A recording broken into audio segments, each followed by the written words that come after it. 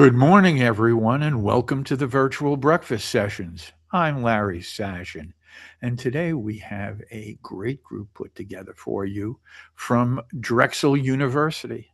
We're going to be talking about our culinary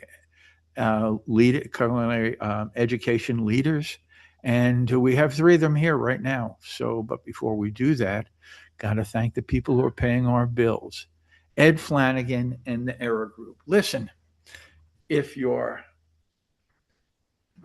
earning money, you're working very hard to make sure that you get enough money in your business, and you're not quite sure when you order things you're getting what you're paying for. Call Ed Flanagan in the Era Group. They will sift through your invoices, they will sift through your contracts, make sure that what was in the box matches what's on the invoice and at the price you agreed to. Plus, if they see something on a contract that doesn't look right to them, they will then come back to you and give you some alternatives. That's Ed Flanagan and the Era Group. Back to our show, Drexel University, culinary education leaders. Um, Listen, guys, why don't we introduce ourselves? Jonathan Deutsch, why don't you start? Sure, happy to start. Thanks for having me back. I was on the show a few years ago. Um, I'm John Deutsch. I'm a professor of Culinary Arts and Science at Drexel University, and I'm co-chair of our department as well. Okay. Brian, say hi. Hey everybody, my name is Brian Lofink. I'm an adjunct instructor at Drexel University, as well as the Center of the Plate Specialist at Driscoll Foods. Longtime chef in Philadelphia. Happy to be here. Great. Thanks for being here too. Jonathan, too. Yeah, good morning. So I'm Jonathan Bush. I'm a second year now, I guess, culinary science student at Drexel University. Home for me is New Orleans. Okay. Wow. Okay. And he knows Alanshaya. Uh, so back to our topic, culinary education leaders. You know, there's a lot of choices out there what you're going to do when you graduate high school, college, and whatever. But if you're looking for a job that is AI resistant, I think culinary, hospitality, and the applied sciences that go along with it are a great choice. What do you have to say about that, Jonathan Deutsch?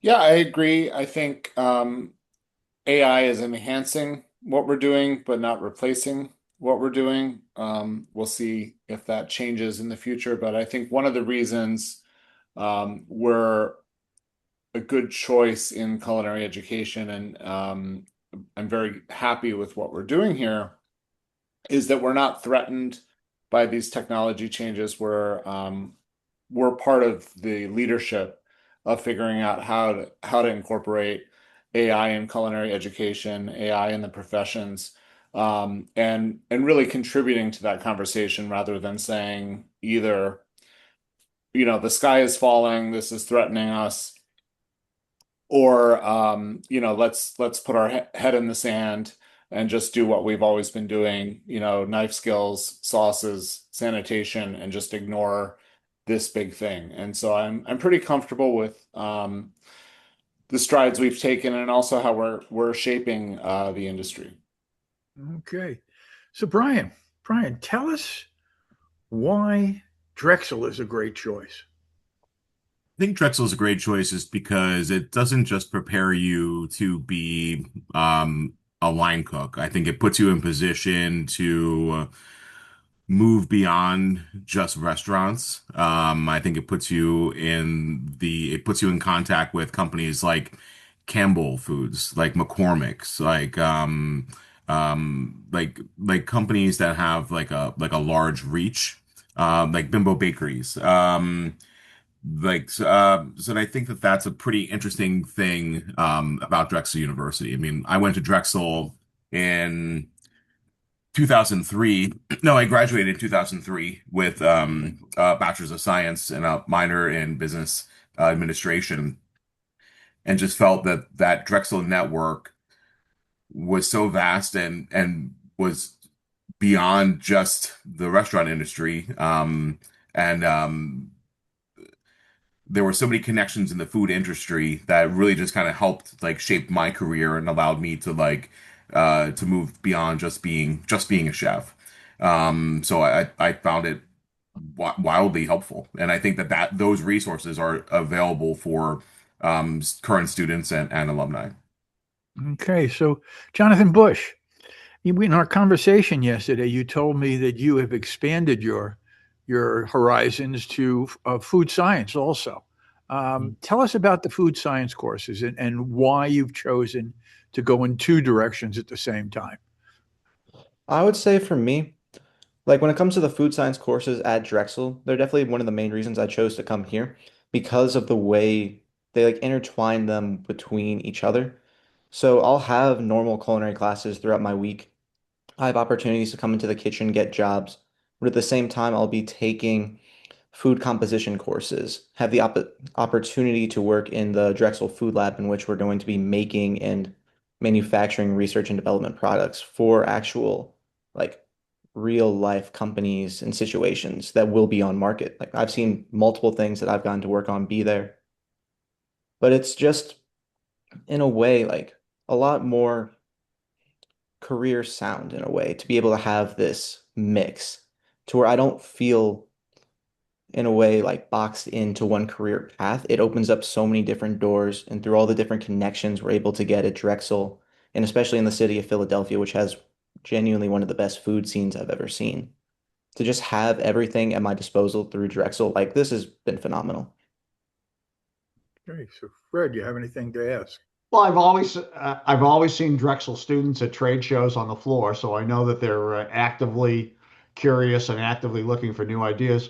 I'm curious as you look at, several years ago we had this whole world of molecular gastronomy come in. How has that impacted what's in that curriculum, both culinary and food science wise? Yeah, Anybody? I can start with that. We have a course that was created really ahead of the curve of the modernist cuisine movement, molecular gastronomy movement called modernist cuisine, where we teach those techniques. And actually, Brian is scheduled to teach it, I think, in the winter term. Yeah. And I think with that, actually, it parallels really nicely with Larry's question about AI. We're always trying to stay ahead of the curve, not just to get our students prepared for industry, but to be a resource for the industry as well, who's coming to us saying, how do we deal with this? How do we grapple with this? A lot of those molecular techniques I liken to any new technology. So I'm old enough to remember when the microwave was new and people said, oh, this is amazing. You can cook a roast chicken and a baked potato. You can do everything in this machine. And that's true. And just like you can foam everything or whip and gel anything or make a powder or caviar. Um, and then ultimately, I think we're where with microwaves where we want to be with a lot of these modernist techniques. These are tools in a toolbox. They're great for some things. They're not great for other things. You don't need to use them on every plate. And ultimately, it doesn't replace good technique. It enhances good technique and it builds additional techniques into the repertoire. So, yes, you can sous vide anything. Maybe you shouldn't sous vide anything. But for some things, it works amazingly well. And so that's what we're trying to do in our curriculum is give our students a solid foundation in technique, and then all the tools they could use to be creative and innovative and industry leading edge. Okay, Brian, can you expand on that? Yeah, I mean, I think modernist cuisine is interesting. I think that term is interesting just because I feel like it's just at this point a lot of the techniques that were like considered modernist cuisine are just kind of normal now. I mean, if you look at like sous videing something, that's pretty standard practice at this point, or using like a turbo chef or like a Mary chef, something that could microwave like convection and bake like almost simultaneously to like say cook something in like to make a croissant for and like to perfection in a minute, as opposed to like 10 minutes or something. Or um even like using like rationale ovens or things like that, like stuff that I think it's just it was so new, and then now everything now it's all integrated into just regular food service. I mean, you're talking about if you can't walk into a country club or a baseball stadium or anything like that without seeing 15 rationales. Or I mean, and that's all modernist cuisine or Mary Chefs or Wawa, like you get a sandwich or something. I mean, so it's like it's just part of what's happening. It's interesting. I just did. Jonathan had asked me to do a dish using doing a modernist techniques for making a chicken liver mousse recently, and I made the kremeski, which is like a very like kind of old school kind of dish where you would say like I made a chicken liver mousse, I set it with gelatin, and then I froze it, deep fried it, and so when you cracked it open, it just like kind of oozed this like warm chicken liver mousse. And it was really awesome. And I paired it with like a port wine reduction, and it was great. But I did a very classic dish, but I used modernist techniques to use it. Like I used I used the sous vide method to cook my mousse because I wanted a controlled, like the perfect texture, and wanted to have a controlled environment. I froze my chicken liver mousse in using a blast chiller, so something I could have within minutes. Um, but it wasn't anything. But I think that there's a great way to marry classic technique using modern technology. But to John's point earlier, you still have to know how to season. You still have to know.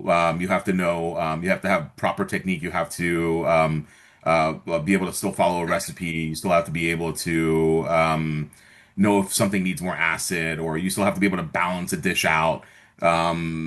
So like I know it's you still have to know how to cook. And so but I think if used properly, I think it's a very like awesome tool to like help you. I don't know, like Thank the you. technology doesn't freak me out. Thank you. Fred, you look like you had something to say. No, Okay. Brian just gave me an answer I've been looking for a long time. Now, I mean, this is really all about uh, the culinary world's accommodation to technology. I never really thought about it in those terms before, because you typically think about it in large batch cooking rather than an individual a la carte creation. So Yes. cool. Yeah. So, Jonathan Bush, Mhm. tell me, you're going into a class, they're introducing something to you that's brand new. What's it feel like? What is the class like? How do they catch your interest, and how do they keep it as they're teaching you step by step on how to make something? So I'd say for me, when it comes to our culinary courses, the way they usually run, especially in my first year experience, is they're going to be 5-hour labs you'll do once a week per course. You start with a brief lecture, pretty much straight from our textbook, get an understanding of what you're going to be doing during the day.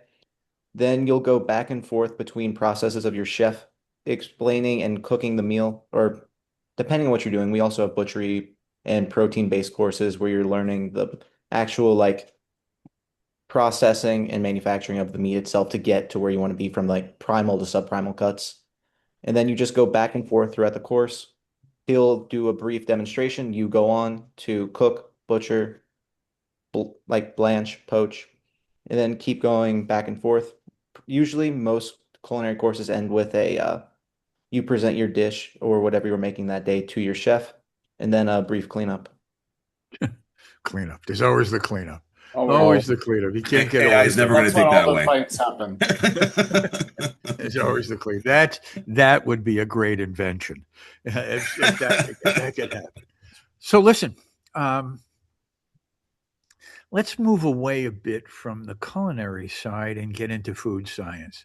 Jonathan Deutsch, why did you, and not just you, but the school, venture into culinary science? I mean, food science. We actually had, well, our sort of great grandmother program from 1891 is home economics. So originally, Drexel University had four majors, and culinary and food science were really across multiple. So the original four majors, home economics, which at the time was a women's major, and that was seen as very progressive to have co-ed college with majors for both men and women. And the other women's major was millinery, hat making. Huh. And you can see that program. We have a really strong fashion merchandising and fashion design program. In fact, my daughter is a fashion merchandising major. And so you see some of those legacy programs.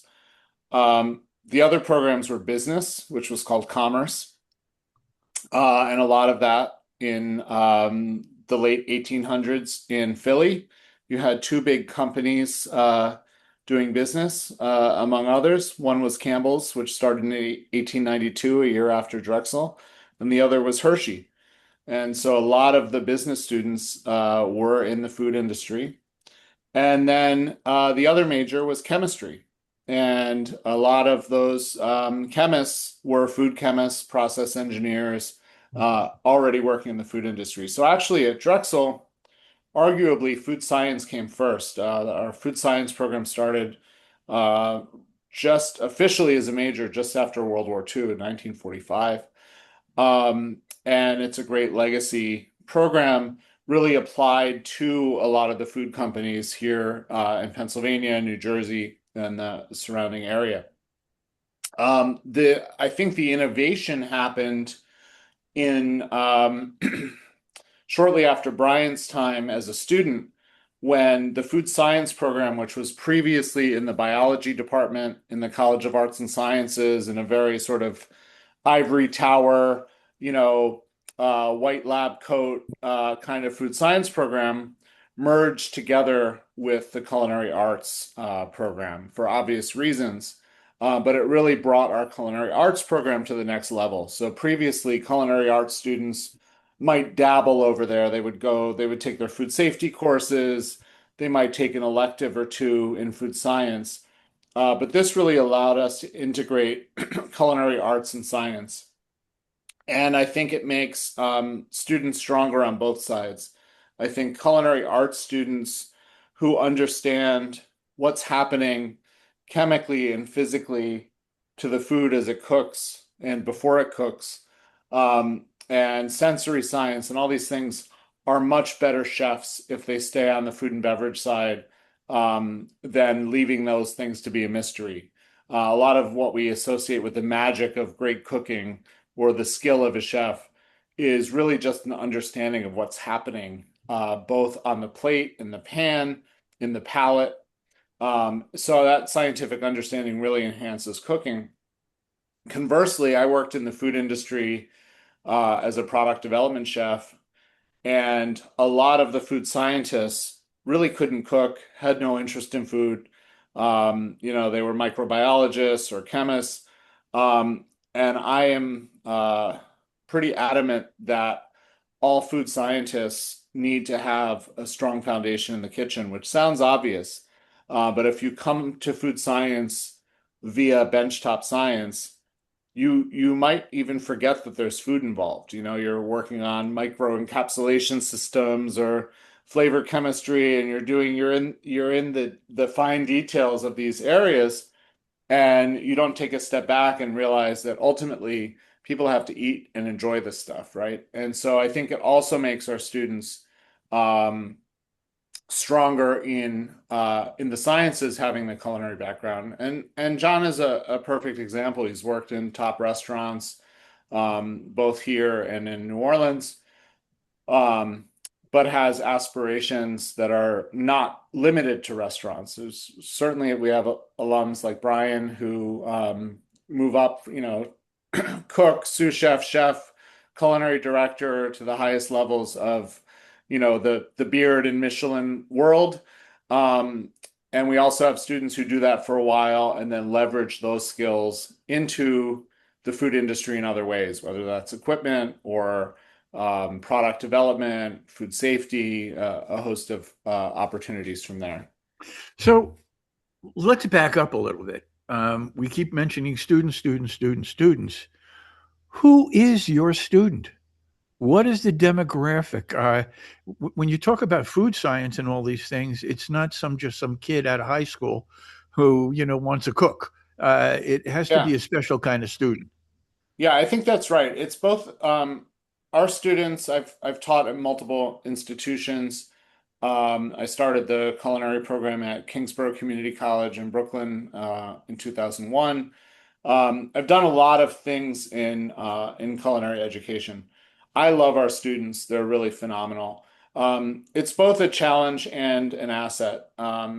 Asset wise, we're a top 100 Carnegie R1 research university. We have private tuition, which is a burden for some folks, and we have strict admission standards, which is a burden for some folks. So there's unfortunately, and it's heartbreaking for me, there's a lot of students who I would love to have who we don't accept as freshmen. The good news is a lot of those students who might be underprepared for a university go to a community college for 2 years. They get all their credits accepted and they get a 50% discount. So they may come out ahead by not being accepted initially as freshmen, but that's a challenge for sure.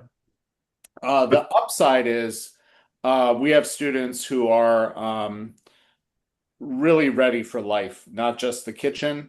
Of course, the kitchen matters, but they're smart, they're personable, they're ambitious, they're hardworking, and we have some phenomenally successful alumni because of that.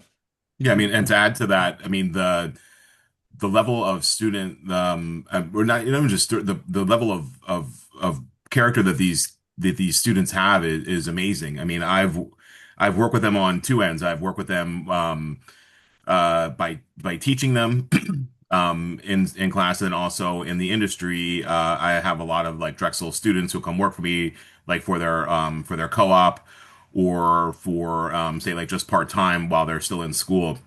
And there's just a different level of person that comes from Drexel. I mean, they're much more curious. They're choosing to be there. They want to learn, and they approach work with a sense of, I think, like curiosity that I think is different than, say, working with kids from students from, like, say, like the CIA or a restaurant school or things like that. Not that those students aren't bad; those students are awesome. But the Drexel students, I would always prefer to work with them. And teaching them is a dream. Like even working with some of the food science majors or the nutrition majors in some of the practical classes, like service-based classes at Drexel, working with them versus the culinary students, they're just they really care, and they really want to excel and really do well, and they're great to work with. And sometimes working with a blank palette is easier because those students they just want to be taught. So it's pretty cool. So, Jonathan Bush, uh, you're the person they've been talking about. What is it like being a student at Drexel? What is it like in labs when you're working elbow to elbow with other people? What is it like to have the instructors speaking to you and teaching you? Honestly, it's all I could really ask for when it comes to a culinary program. Like sometimes you'd worry having a 5 hour long class on a Monday at 11 a.m., having it being really tiring and like draining, but it's honestly so back and forth, intuitive, engaging. Like I've gotten very, very close with all of my peers, other freshmen, and even other grades around me who are just on the floor cooking with us at the same time. And I mean, genuinely like every day at this point, I will get emails, opportunities, events that are being run through or offered by chefs in our program. Like we help run the Philadelphia Chef Conference. We'll do giant community dinners through our school's Dornsife Center. Like just so much is always happening. And for someone who always wants to be learning and keep growing, especially in my career, it's been amazing. Like I've seen so much personal growth and made so many connections this year that it's phenomenal. So, Hold on a we took second. good I, for. Jonathan D, what do you guys do to cultivate those relationships within that Philadelphia restaurant community? How Yeah, does it? that's a great question. Yeah. I have a little soapbox on this topic, which is having come from community college culinary education, I'm on a lot of CTE advisory boards for K-12. There's this rhetoric of we're preparing students for the industry. There's the industry, whatever that means to you, and they have certain skills and competencies and expectations. And a lot of culinary educators, I think, really see their job as getting students ready to be good employees. And and certainly that's part of what we do. But I think they're missing something, which is we're also here to educate the industry and have the industry advance. We're not just about um, what do you need, Fred? I'll package it up for you and send it over. And if you don't Mm, like the candidate I sent, I must be doing something wrong. yeah. Well, what are you doing? What's new? How are you learning? Right. So one of the things that's been great, a couple of our alumni, and I don't mean any disrespect to the valuable sponsors of your show or our conference or industry, but a couple of our alumni came to an alumni happy hour we hosted in 2013, and they said, other fields, healthcare, IT, they have a lot of professional development. They have certifications, they have, career ladders. You start in this, you study, you take the test, you go to the next level. We have a lot of trade shows where education means here's our newest boneless pork rib product, and here's how to use our new oven. But it's not actually teaching us, new things. It's teaching us, what the reps want us to buy, right? And they said we really need a way to do two things. One is connect with each other, peer to peer. You know, to Larry's opening question. Hey, how are you guys handling AI?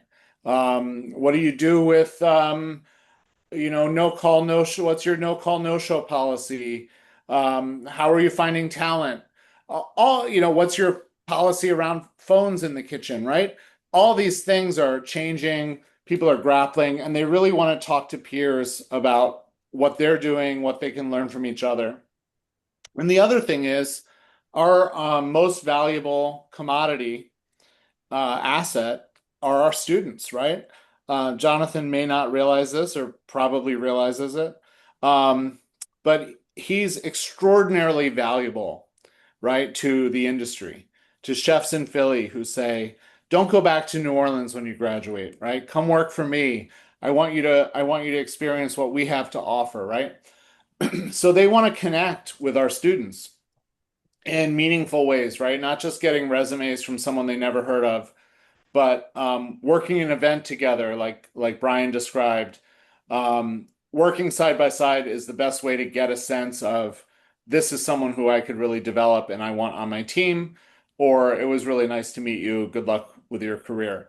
So fostering those activities through the Philly Chef Conference, through guest speakers and classes, through we have a course that I teach in the summer called Culinary Practicum, which is sort of a pre-internship. Students go out and really just get their hands dirty in a commercial kitchen for the first time for some of them.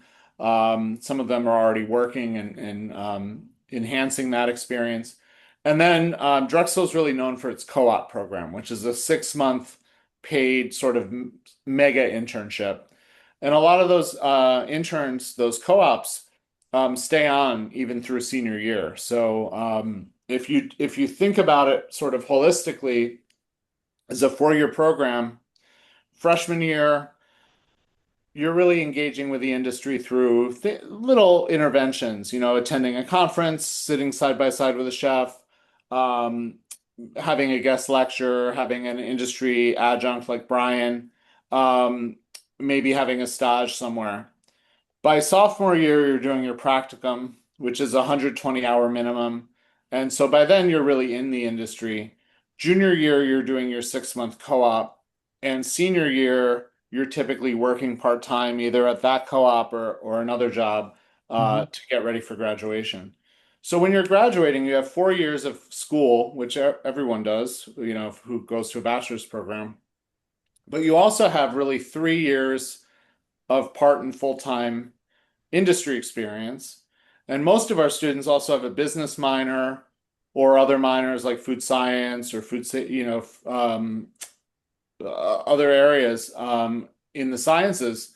And so they're really poised to do anything and really go into like a cook position, a junior sous position, product development, really, really anything. And so that's been really exciting for us. And they're also exposed to, say, like 20 to 30 chefs that they've met over the course of those 4 years who have come into Drexel, who have like maybe guest spoken in a class or like John was saying, like for the Philly Chef Conference. I mean, these kids already have a huge network right off the bat, and Yeah. so and also too the chefs in the industry. I mean, I can speak to it is that those are the students we want. Those and so it's like and because of that uh and to Jonathan's credit, I mean, he has fostered a really great relationship with the industry, not just students, but also the industry, and that has been we created this kind of like great environment that is sustaining itself. Okay. Jonathan Bush, your view of what these two just spoke about. I mean, I think it's fully correct. I've fostered so many connections, especially through Drexel, not just my own like walking around Philly and emailing people. I always try to volunteer at every event I can, get as much experience as I can, but like whenever I'm volunteering at the Philly Chef Conference, I have so many great memories of just Dr. Deutsch grabbing my shoulder, walking me over to someone saying, "Hi, this is Jonathan. He wants to stage at your restaurant." It's just like I'm the person who goes and actually like wants to learn, and they've been throwing every opportunity my way, and it's been amazing. It's fantastic. That's fantastic. I've been told that the people who succeed the most are the ones who raise their hand and volunteer the most Mhm. because they get exposed. But guess what, guys? Time is our enemy, and we're at the that level right now where we've got it's the end of the show. So before we go into that final bit of information you're going to leave with our people, number one, what I'd like to do is thank our sponsors one more time, Ed Flanagan and the Era Group. Listen, if you're tired of paying all your employee taxes, and you want a way to cut those taxes, get something back, and give your employees something else without spending more money, call Ed Flanagan and their 125 125 plan, the cafeteria plan, that will help you claw back some of those expenses and give your people some more benefits. So call Ed Flanagan and the Era Group. And back to our show. Guys, it has been wonderful having you here. I really Thank you. appreciate you guys being here. And just one thing that I'd like you all to leave with the people who are listening, that one bit of information they need to know when they think of where they want to go for school. Jonathan Bush, why don't you start? I'd say for Drexel, the main reason I chose it is just like the perfect middle ground between a traditional culinary education while also giving you like food science and research development opportunities and just so hands-on experiential learning. Like I don't like to stop moving, and Drexel has really allowed me to do that and just like spread my wings in the best way possible. Like I have nothing but good things to say. Okay. Thank you. Thank you. Brian.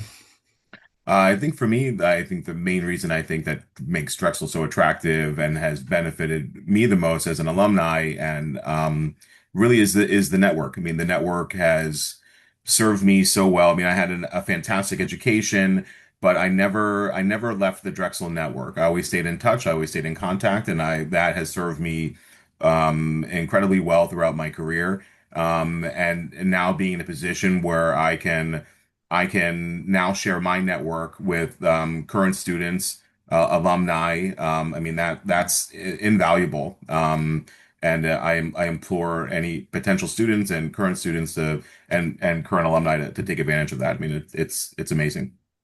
Okay, thank you. And last but not least, Jonathan. Yeah, I would say our focus is really on finding the right fit students for us. We're not for everyone. We never badmouth anywhere, and it's a huge industry and a small world, as you know. So a lot of times I talk to students as high school seniors, and they say, Drexel's not right for me, and they may come back to us as transfer students from another culinary school. They may come to us as grad students after they get their bachelor's very happily from another culinary school. So there's no right or wrong. I always say anywhere you go, you're going to learn to cook. It's not like CIA is teaching a small dice better than Johnson and Wales or better than Drexel or better than a community college, right? The skills you're going to get are fundamental and pretty consistent across schools. Just like if you go to business school at Baruch, you're going to learn debits and credits the same way you're going to learn them at Harvard, right? It's different approaches to the same thing and the same skills. So you really have to look at the big picture. Where are you most comfortable? How do you want your days to be spent? And what's going to set you up for the next step, right? Teaching someone to cook is the immediate step, but that's great. Put yourself 5, 10 years out. Now you're a cook. What's next for you? Is it ownership? Is it leadership? Is it the adjacent industries? And how do you not just prepare yourself in the immediate future, but for your long-term career? Because you only really have one career. It might take lots of turns, but the path you start on is really the one that's going to take you through. Okay.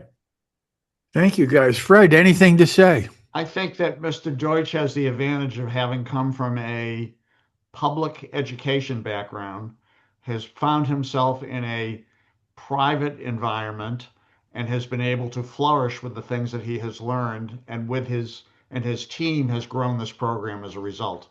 Really, really cool. Yeah, Okay. Thanks for your kind words. All right. Well, guys, thanks for being here. Oh, thanks for having us. Hey, As I always say at the end of one of these shows, I wish I was 18 years old again, for more than one reason. But what a great program! I really enjoyed speaking to you, and it's time for us to go. So I only have two things left to say. Everybody, stay positive, test negative, and we'll see you next week. Bye now, guys. Bye. Thanks. Thank you, Bye-bye. guys. thank you. Thank you. Bye.